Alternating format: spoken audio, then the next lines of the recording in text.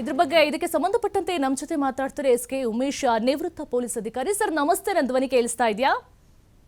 ನಮಸ್ತೆ, ಕೇಳಿಸ್ತಾ ಇದೆ ಸರ್. ಇದೆಂಥ ಪ್ರಕರಣ ಅಂತ ಹೇಳಿದ್ರೆ, ಮನೆ ಕೆಲಸಕ್ಕೆ ಅಂತ ಹೇಳಿ ನೇಮಕ ಮಾಡ್ಕೊಂಡಿದ್ರು, ನೋಡಿದ್ರೆ ಮನೆಯನ್ನೇ ಲೂಟಿ ಮಾಡ್ಕೊಂಡು ಹೋಗಿದ್ದಾರೆ. 30 ವರ್ಷದಿಂದ ಪಾಪ ಕಷ್ಟಪಟ್ಟು ಸಂಪಾದನೆಯನ್ನ ಮಾಡಿದ್ರು, 30 ನಿಮಿಷದಲ್ಲಿ ಪರಾರಿ ಮಾಡ್ಕೊಂಡು ಹೋಗಿದ್ದಾರೆ. ಸರ್, ಏನ್ ಸ್ಟೋರಿ ಇದು?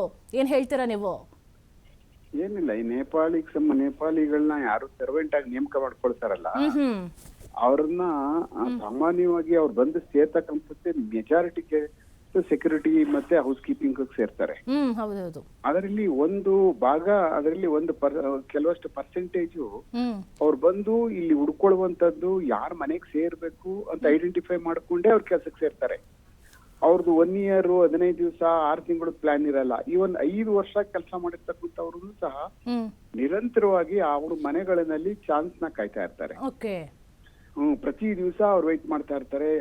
ಅವ್ರಿಗೆ ಬಹಳ ಸುಲಭವಾಗಿ ಯಾವತ್ತು ಸಿಗ್ತದೋ ಅವತ್ತೊಂದ್ ದಿವಸ ಅವರು 100ಕ್ಕೆ, ಆಮೇಲೆ ಅವ್ರು ಯಾವತ್ತು ಬ್ಯಾಂಕ್ ಹೋಗ್ತಾರೆ, ಯಾವತ್ತು ತರ್ತಾರೆ, ಇದನ್ನೆಲ್ಲ ಫಾಲೋ ಮಾಡ್ತಾ ಇರ್ತಾರೆ. ಆಮೇಲೆ ಅತ್ಯಂತ ಜಾಸ್ತಿ ಒಂದು ನಮ್ಮಲ್ಲಿ ಬೆಂಗಳೂರಿನಲ್ಲಿ ಇರ್ತಕ್ಕಂಥ ಸೋಮಾರಿಗಳ ತನ ಅಂತ ಏನು ಅಂದ್ರೆ ಅವ್ರನ್ನ ಬೆಳೆಸ್ಕೊಬಿಡ್ತಾರೆ. ಮನೆಯಲ್ಲಿ ಏನೇನಿದೆ, ಯಾವ ಕಡೆ ಏನಿದೆ, ಅವ್ರ ರೂಮ್ಗಳು ಯಾವ್ದು, ಅವ್ರ ತಿಜೋರಿ ಯಾವ ಕಡೆ ಇದೆ, ಲಾಕರ್ಗಳು ಯಾವ್ದಿದಾವೆ ಅನ್ನೋದು ಪೂರ್ಣ ಪ್ರಮಾಣದಲ್ಲಿ ಅವ್ರನ್ನೆಲ್ಲ ನಮ್ಮವ್ರು ಬಳಸ್ಕೊಬಿಡ್ತಾರೆ. ಯಾಕೆಂದ್ರೆ ಅಷ್ಟೊಂದು ನಂಬಿಕೆ ಕೆಲಸ ಮಾಡ್ತಾ ಇರ್ತಾರೆ ಅವರು. ಅಷ್ಟು ಹೌದೌದು, ಅವ್ರು ಅದನ್ನ ನಂಬಿಕೆ ಗಳಿಸ್ತಕ್ಕಂಥದ್ದೇ ಅವ್ರದ್ದೊಂದು ದೊಡ್ಡ ವಿದ್ಯೆ ಅವ್ರದ್ದು. ಎಲ್ಲ ಪೂರ್ಣ ಪ್ರಮಾಣದಲ್ಲಿ ಮಾಡ್ಕೊಂಡಾದ್ಮೇಲೆ ಒಂದು ದಿವಸ ಅವ್ರ ಮನೆಯಲ್ಲಿ ಎಲ್ಲ ಇದೆ, ತಂದಿದ್ದಾರೆ, ಯಾರು ಇಲ್ಲ ಅಂತ ಅನ್ನುವಂಥದ್ದು ನೋಡ್ಕೊಂಡು ಅವರು ಅದನ್ನ ಯಾಕೆ ಅದನ್ನ ಹೊಡಿಬೇಕು ಅನ್ನುವಂಥದ್ದಕ್ಕೆಲ್ಲ ತಯಾರು ಮಾಡ್ಕೊಂಡಿರ್ತಾರೆ. ಅವರು ಅದಕ್ಕೆ ಏನೇನ್ ಬೇಕು, ಆರೆಗಳು ಏನೇನ್, ಕಟಿಂಗ್ ಬ್ಲೇಡ್ಗಳು ಏನೇನ್ ಬೇಕು, ಎಲ್ಲಾ ತರವಾದಂತದ್ದು ಇಟ್ಕೊಂಡು ಕಟ್ ಮಾಡ್ಕೊಂಡು ತುಂಬಿಕೊಂಡು ಅವ್ರು ಹೋಗ್ಬೇಕಾದಾಗ್ಲೂ ಸಹ ನೆಕ್ಸ್ಟ್ ಡೇ ಅದನ್ನ ತಪ್ಪಿಸ್ಕೊಂಡು ಹೋಗ್ಬೇಕಾದಾಗ್ಲೂ ಅವರು ಪ್ಲಾನ್ ಮಾಡ್ಕೊಂಡಿರ್ತಾರೆ. ಎಲ್ಲಿಂದ ಎಲ್ಲಿಗೆ ಹೋಗ್ಬೇಕು, ಯಾವ ವೆಹಿಕಲ್ ಅಲ್ಲಿ ಹೋಗ್ಬೇಕು, ಯಾವ ರೂಟಲ್ಲಿ ಹೋಗ್ಬೇಕು, ನೇಪಾಳ ತಲುಪುವವರೆಗೂ ಎಷ್ಟು ಎಚ್ಚರಿಕೆಯಿಂದ ಇರಬೇಕು ಅನ್ನುವಂಥದ್ನೂ ಸಹ ಪೂರ್ಣ ಪ್ರಮಾಣದಲ್ಲಿ ತಿಳ್ಕೊಂಡು ಅವ್ರ ಕೈ ಹಾಕ್ತಾರೆ.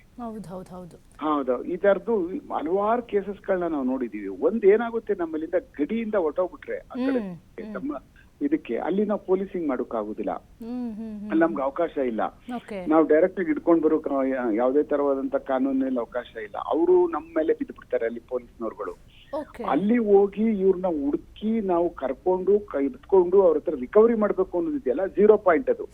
ನನ್ನ ಲೆಕ್ಕದಲ್ಲಿ 1 ಲಕ್ಷದಲ್ಲಿ 1 ಕೇಸ್ಗಳಷ್ಟೇನೆ ಅವ್ರನ್ನ. ಯಾಕೆಂದ್ರೆ ಅಲ್ಲಿ ಹೋಗಿ ನಾವು ಗುಡ್ಗಾಡು ಪ್ರದೇಶಗಳಲ್ಲಿ 5-10 ಕಿಲೋಮೀಟರ್ ಹತ್ತಿ ಮೇಲೆ ಇಳಿದು, ರಸ್ತೆ ಗಾಡಿಗಳು ಹೋಗಲ್ಲ, ರಸ್ತೆ ಇರಲ್ಲ ಅಂತ ಕಡೆ ಮನೆಗಳಿರ್ತಾವ್ರವಲ್ಲ, 80% ಯಾವ್ದನ್ನು ಡೈರೆಕ್ಟ್ ಆಗಿ ವೆಹಿಕಲ್ ಹೋಗಿ ಅವ್ರ ಮನೆ ಮುಂದೆ ನಿಂತ್ಕೊಳ್ಳುವಂತಹ ಜಾಗದಲ್ಲಿ ನಾವ್ ಇದುವರೆಗೂ ಸಹ ಅವ್ರನ್ನ ಫಾಲೋ ಮಾಡ್ಲಿಲ್ಲ. ಇಷ್ಟೊಂದ್ ಸರಿ ನಾವು ನೇಪಾಳಕ್ಕೆ ಹೋಗಿ ಬಂದ್ರು ಸಹ ಮಿನಿಮಮ್ 10-15 ಕಿಲೋಮೀಟರ್ ನಡ್ಕೊಂಡು ಹೋಗ್ಬೇಕು ಆ ಜಾಗಗಳಿಗೆ.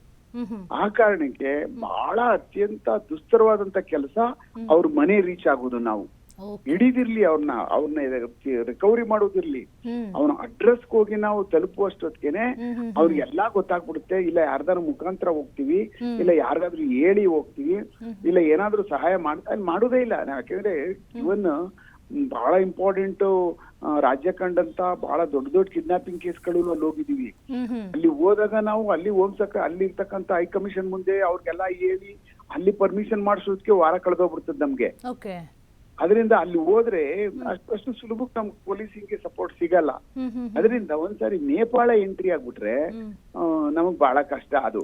ಅದರಿಂದ ಆದಷ್ಟು ಬೇಗ ಅಲ್ಲಿ ನೇಪಾಳದಲ್ಲಿರ್ತಕ್ಕಂಥ ಏನು ಮಹೇಂದ್ರಗಢ್ ಅಂತ ಇದೆಯಲ್ಲ ಅಲ್ಲಿ, ಮತ್ತೆ ರೆಕ್ಸೋಲ್ ಬಾರ್ಡರ್, ಮತ್ತೆ ಬಿಹಾರದಲ್ಲಿ ಒಂದು ಪಾಯಿಂಟ್ ಇದೆ, ಅಲ್ಲಿ ಹೋಗಿ ಇರ್ತಕ್ಕಂಥ ಪೊಲೀಸರುಗಳ ಸಹಾಯ ತಗೊಂಡು ಇಮಿಡಿಯೇಟ್ ಆಗಿ ಇಂಥವ್ರು ಬಂದ್ರೆ ನಾವು ಸಹಾಯ ಮಾಡಿ, ಇವ್ರು ಬಂದ್ರೆ ಏನಾದ್ರು ರೋಡ್ ಕ್ರಾಸ್ ಮಾಡಕ್ ಬಂದ್ರಿ ಅಂತ ಹೇಳಿ ಬೇಗ ಹೋಗಿ ಅಲ್ಲಿ ಪೊಸಿಷನ್ ತಗೊಂಡು ಇಲ್ಲೆಲ್ಲಿದ್ದಾರೆ ಏನು ಅಂತ ನಾವು ಹುಡುಕ್ಬೇಕು. ಡೆಲ್ಲಿ ಬಿಟ್ಬಿಟ್ಟಿದಾರಾ, ಇಲ್ಲ ಇಂಡಿಯಾ ಬಿಟ್ಟು ಹೋಗಿದಾರಾ ಅನ್ನುವಂಥದ್ದು ಅವಾಗ ಮಾತ್ರ ಸಾಧ್ಯ. ಇಲ್ಲ ಅಂದ್ರೆ ಅವ್ರು ಬಾರ್ಡರ್ನಿಂದ ಸ್ನೀಕ್ ಆಗಿ ಹೊಟ್ಟೋಗ್ಬಿಡ್ತಾರೆ. ಆ ಕಾರಣಕ್ಕೆ ನೇಪಾಳಿಗಳು ಈಗ ಏನಾಗಿದೆ ಅಂದ್ರೆ ಎಲ್ಲದಕ್ಕೂ ಆಪ್ಷನ್ ಅವರೇನೆ. ಈಗ ಬೇರೆ ಯಾರೂನು ಸಹ ನಮ್ಮವ್ರು ಯಾರು ಮಾಡಲ್ಲ. ನಮ್ಮವರೆಲ್ಲ 6 ದಿವಸ ಮಾಡಿದ್ರೆ 20 ದಿವಸ ಇರಲ್ಲ, ತಿಂಗಳು ಕುಡ್ಕೊಂಡ್ ಗಿಡ್ಕೊಂಡು ಅಲ್ಲಿ ಇಲ್ಲಿ ಹೋಗಿ ಊರಿಗೆ ಬಿದ್ದೋಗ್ಬಿಡ್ತಾರೆ.